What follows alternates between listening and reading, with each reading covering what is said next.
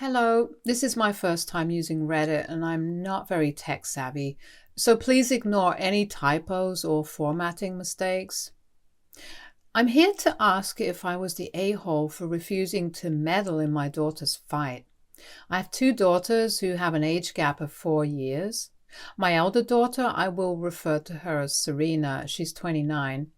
My younger daughter is the one who got married recently. I'll call her Nina. These are not their real names, of course. Nina and Serena stopped speaking for some reason, and it's been 5 years since they last spoke. They had some big fights during the holidays 5 years ago, but we never found out what exactly the fight was all about, and they still haven't told us anything about it. My wife and I stopped asking after the first couple of weeks and just accepted that they wouldn't talk to each other anymore. They would attend family events and come back home for the holidays, but wouldn't speak to each other or even look at one another. And then for the last 3 years, Serena hadn't been able to make it back home for anything because she'd received a job offer in Siberia for research, which she'd taken up. She didn't come back home for 3 years and would only FaceTime us because she said it was too tiring to travel back and forth for her. That's why she was never able to meet Nina's boyfriend, now husband, who she introduced to us 3 years ago. Nina's husband, Matt, went to high school with Serena and they were classmates. My wife and I became quite fond of him really quickly. He was well-spoken, educated, very ambitious too, so we thought he was the perfect man for our daughter since they shared a lot of the same qualities. In fact, they'd even met at work because they happened to be working in the same company and in the same department.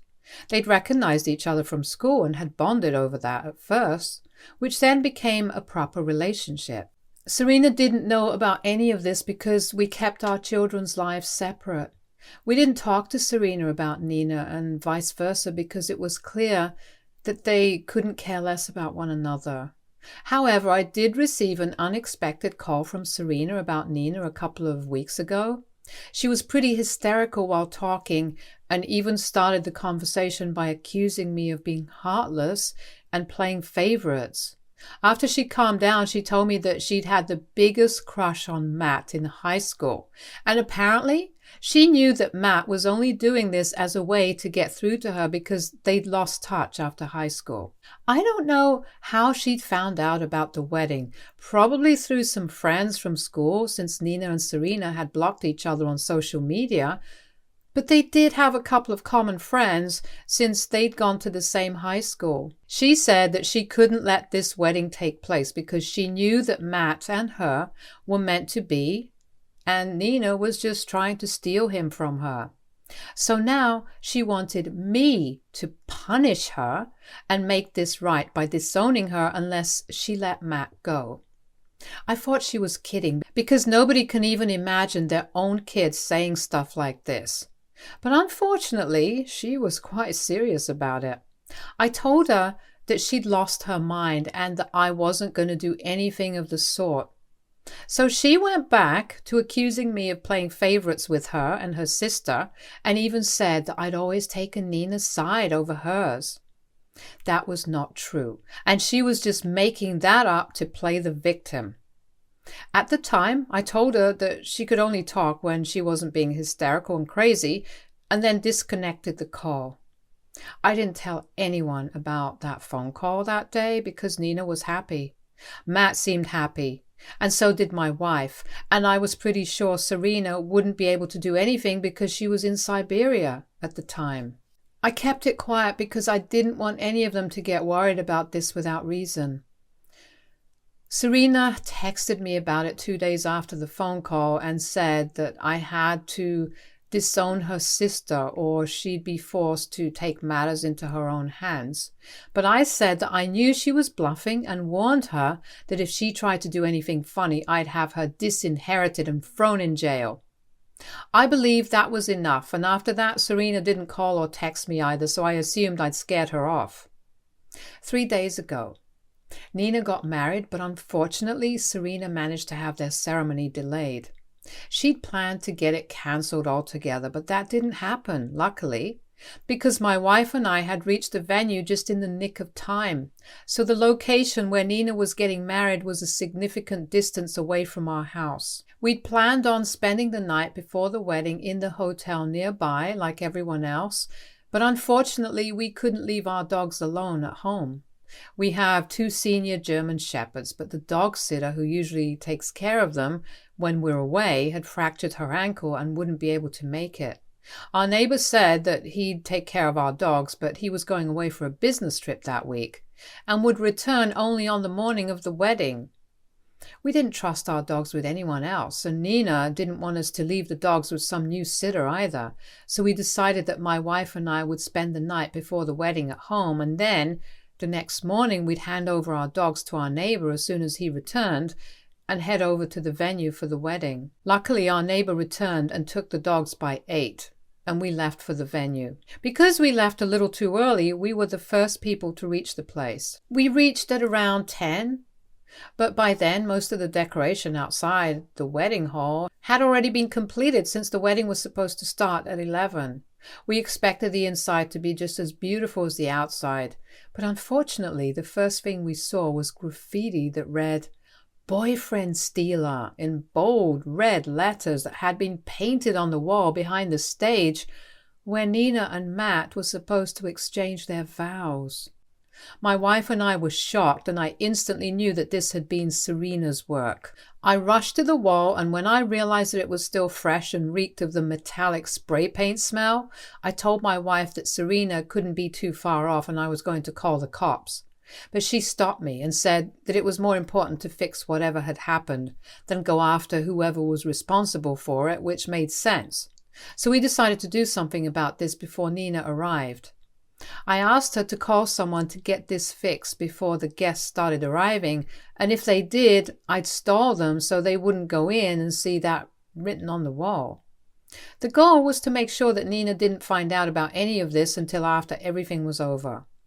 I didn't even call the police or anything, which I now think might not have been the best idea.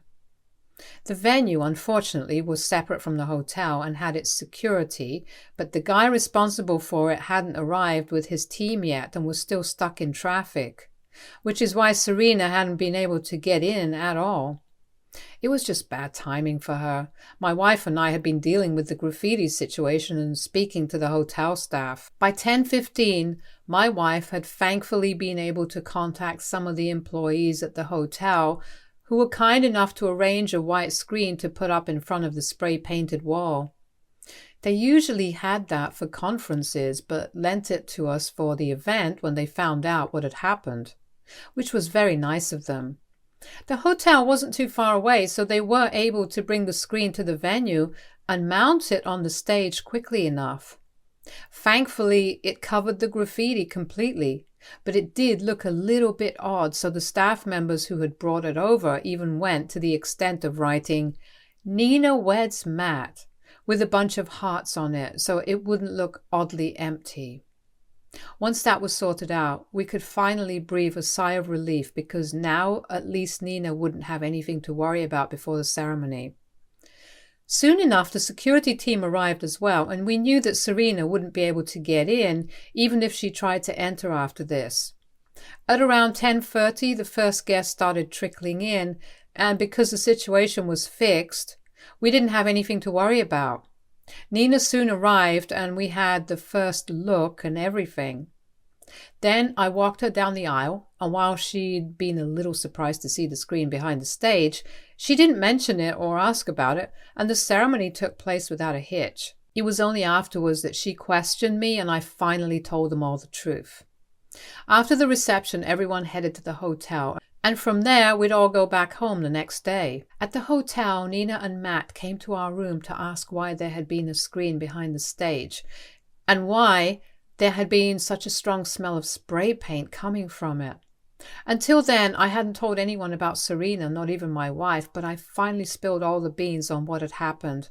And once I was done telling them, I realized that Nina and Matt were thankful for what I'd done. But unfortunately, my wife was furious with me. Nina and Matt thanked me for making sure Serena didn't ruin the ceremony or mess with their mental state. before it in any way, which had clearly been her intention, and then said that they'd explain everything about the situation once they returned from their honeymoon because they wanted to enjoy these few days. I was all right with that, and once they left my wife and me alone in the hotel room, I asked her what she wanted to do about Serena. She then put me on blast and said that what I'd done had been irresponsible and stupid, and that I should have known better. I didn't understand why she was so pissed off when everything had worked out well, and asked her why she was so upset, and she told me that I have a savior complex. She thinks that I should have warned Nina and Matt and even her as soon as I received the first phone call, or at least when I received the next text from Serena, because it could have just as easily been something worse than just spray painting Nina's wedding venue. My wife started saying that Serena could have easily tried to harm Nina or Matt in other ways, and that it should have occurred to me to tell them about it and make them alert instead of trying to hide it all just to protect them. I thought that was an overreaction because it wasn't as if Serena was a criminal. She was just jealous and maybe a little crazy at the moment, but I didn't think she was really going to hurt Nina or Matt physically. She kept arguing with me that she could have, and that it was my need to constantly act like I was doing everything for the best and be the savior in every situation that had put them in this situation. Had I warned them at the time of the phone call, then Serena probably wouldn't even have been able to get into the venue at all. We got into a fight over it and haven't spoken properly for 3 days. For the record, I don't have a problem with my wife, but she's really pissed off with me and I cannot figure out why. I wanted to make Nina talk some sense into her and explain that I'd done the right thing in this scenario. But right after their wedding, she and her husband left for Greece for their honeymoon, and I don't want to bother them right now. They'll be back in 4 days, but I don't want to be fighting with my wife for 4 whole days, and I need to know if I was the a-hole here or not, and if I need to apologize. So AITA for not warning my younger daughter about her sister's disturbing phone call a couple of weeks before her wedding? Update 1. Hey everyone, it's been 2 days since my original post. I decided to take the advice most of you guys had for me and talk to my wife about what she said the other day, because many of you thought that there was something more to this than what she'd said. I'm not very good at picking up on hints, so I guessed that there must be something more that she was talking about, and the comments made me realize that it was definitely the case. So I talked to my wife last evening, and she seemed to be in a slightly better mood. As it turns out, you guys were right. She wasn't just referring to the incident with Serena at the wedding where I tried to play the savior, but there have been several more instances of me trying to be the good guy who protects everyone's feelings and tries to spare everyone. When our daughters had their falling out 5 years ago, I tried to lie to Nina and Serena both one time and invited them both for dinner on the same day. And when they showed up at the same time, Serena left because she said she couldn't stand to be in the same room as her sister and told me never to lie to her about this again or she'd cut me off too. My wife said that what I'd done was unnecessary because they were both adults and had decided not to speak to each other, so I needed to respect that instead of forcing them together. She hadn't said anything at the time and had hoped I'd get over this trait of mine, which I've apparently had for a really long time. She even brought up a bunch of examples from the past, and I realized that maybe it was kind of a problem with me, and I probably should have told Nina and Matt about it when I found out what Serena felt about the wedding. So I apologized to my wife, and I'm going to apologize to Matt and Nina once they return too. I don't know what Serena is up to currently because, unfortunately, I hadn't called the cops on her on the day of the wedding because I wanted to protect Nina from having her day ruined with the police coming by.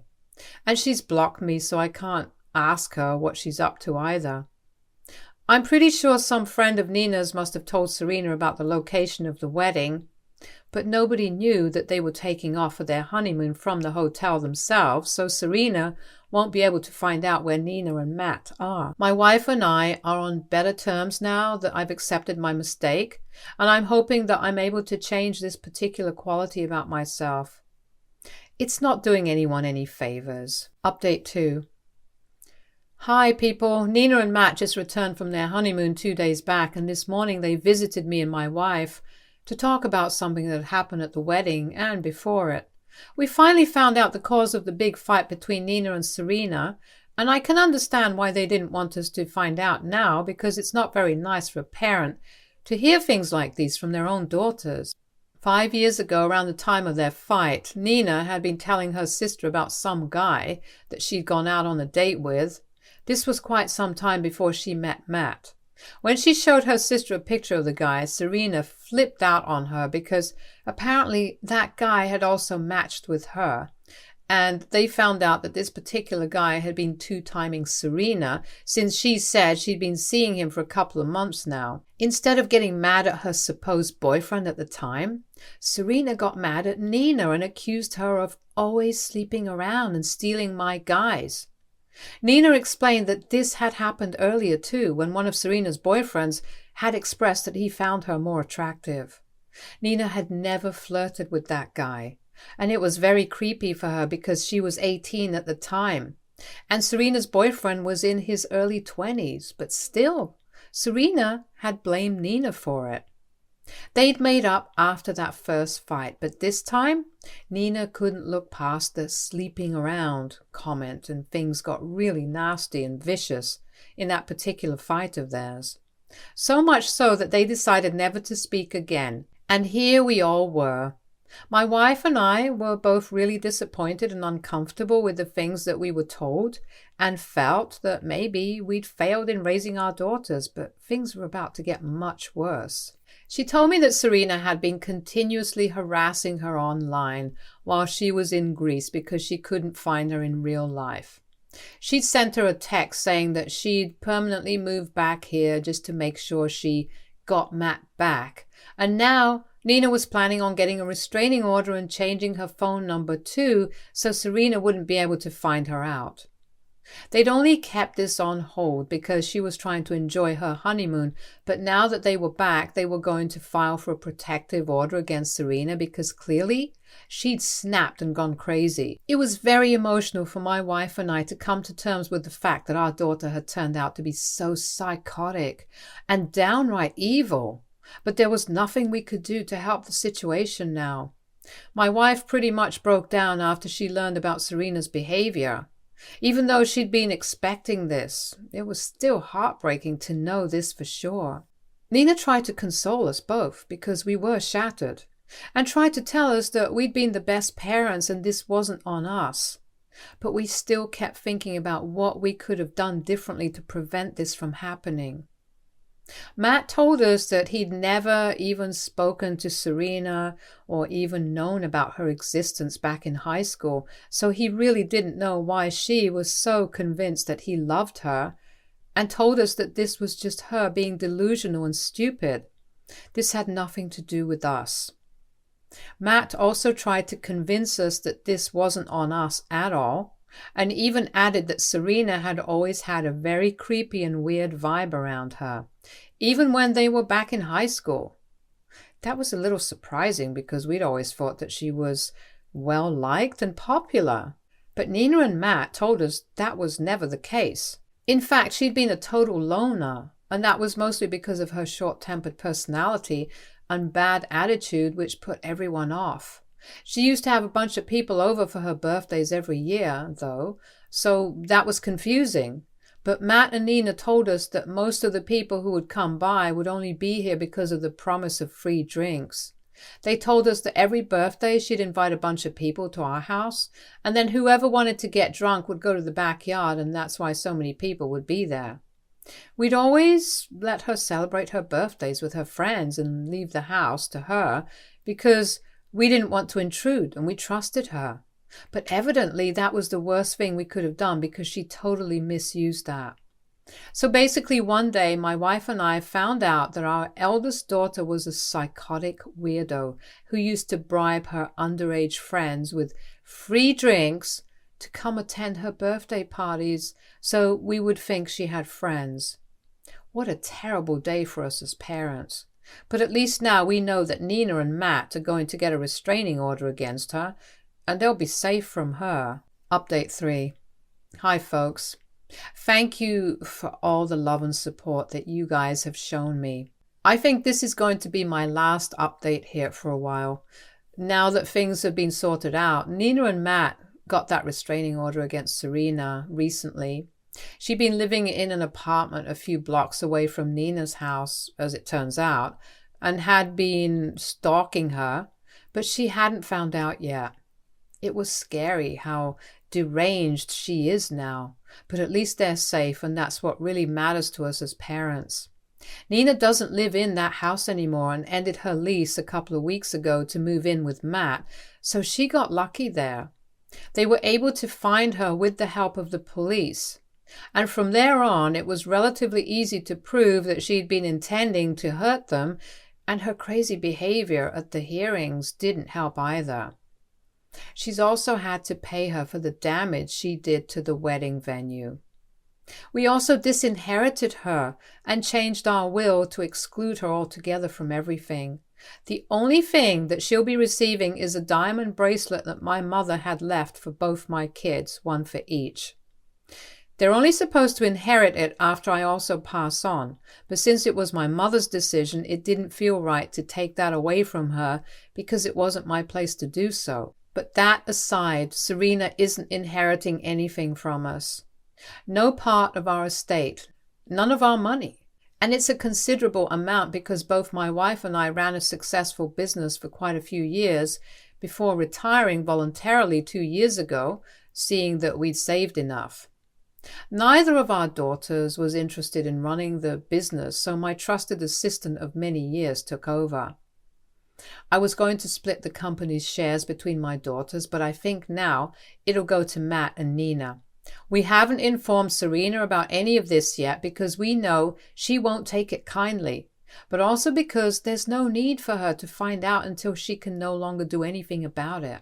I mean, sure, she can contest a will after we're gone, but we don't think it'll hold up very well in court when they realize what a horrible daughter she'd been to us.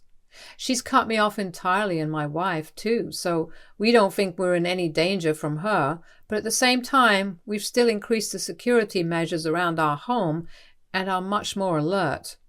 We don't have cause to worry yet, though, since she's shown no interest in talking to us. If she does say anything, though, I'll make sure that I go to the cops first, because right now, there's no telling what she might do. Stay tuned for more stories from Argo Relationships.